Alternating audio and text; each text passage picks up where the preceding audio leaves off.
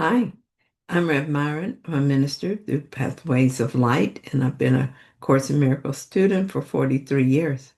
I'm going through the lessons again this year, asking Jesus for clarity, and then I write from that clarity, and that's what I'm sharing with you today. So let's get started. We're looking at lesson 219. I am not a body, I am free, for I'm still as God created me. And the review lesson is 199. I'm not a body, I am free. I am God's son. Be still, my mind, and think a moment upon this. And then return to earth without confusion as to what my Father loves forever as his son. I am not a body, I am free, for I'm still as God created me. Jesus is very clear. I am not a body. I'm having an experience of being a body, but that is not what I am. I will be on this earth for a few more years, and then I will return to my natural state of spirit, free of the body, which is a limit on me. I do not want my confusion. I do not want any confusion about my identity. So I remind myself daily that I am not this body that I seem to be. But if I am having an experience of being a body, why does it matter that I remember that I'm not that? Well, the body is the home of the ego. Or maybe I could say that it is a manifestation of the idea of ego, the desire for separation. Since I'm here to undo the ego and remember my true identity, it is necessary that I not confuse myself with the body.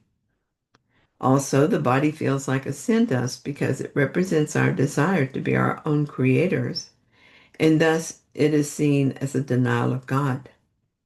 So, if we believe we are the body, we will experience the belief in guilt.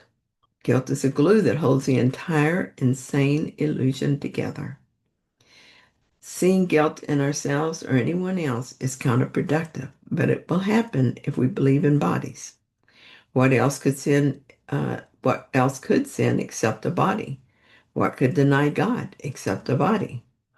But how can I both experience myself as a body and still not believe in the body? It seems like it would be impossible, but I've seen that as I undo the belief in separation, my attachment to the idea of the body naturally loosens. It is not complete yet, but slowly it has risen in my mind enough to let me see that this is possible, even inevitable. It is God's will that we undo what we did, and so we will. What does it feel like to have an experience of being a body and then still not believe in the body? An example of that would be when I had extreme pain, such as when I had a gallbladder attack. I felt the pain for hours, but I didn't get panicked or fearful. I wasn't mentally disturbed by it. Since I am having an experience of a body, I had to do something about it. And when the pain became too severe, I asked Jesus what to do, and he told me to go to the emergency room. I could compare that to one some years ago when I had a dental procedure go wrong. The pain was so bad that the strong medicine couldn't stop it. I was so afraid. What if it never healed and I hurt like this forever? I resented the dentist that this has happened to me at all. In the gallbladder incident, I had pain, but I didn't suffer.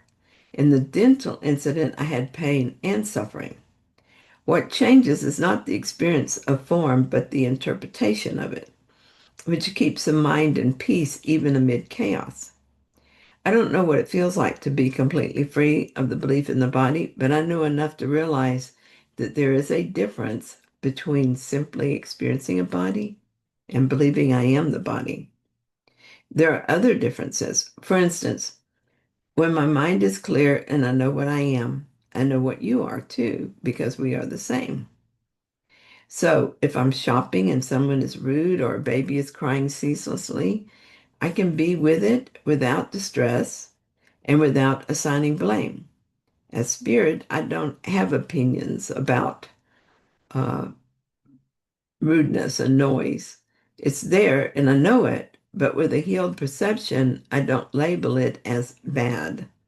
So there's no loss of peace and love prevails.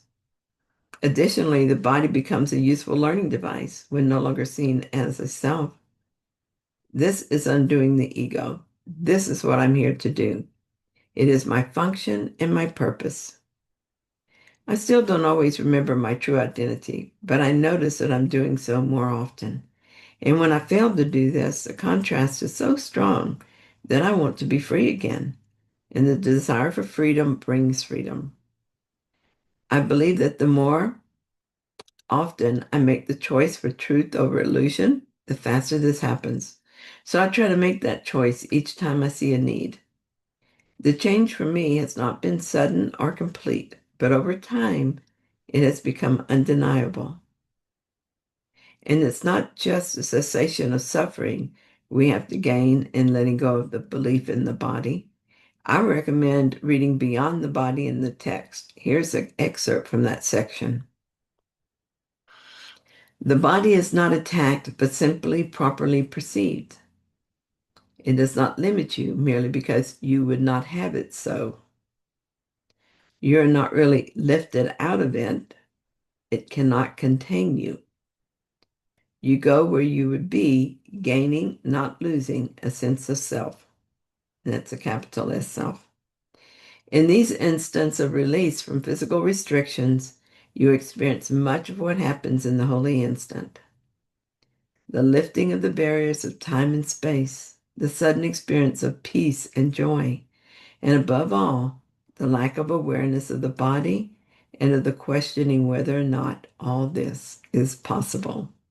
Yes, we definitely want to get um, relief from that. Thank you so much for joining me in this reading. I hope that you found it helpful. If you did, then please like it. And if you haven't yet, please subscribe. And I'll be back soon with another reading. See you then.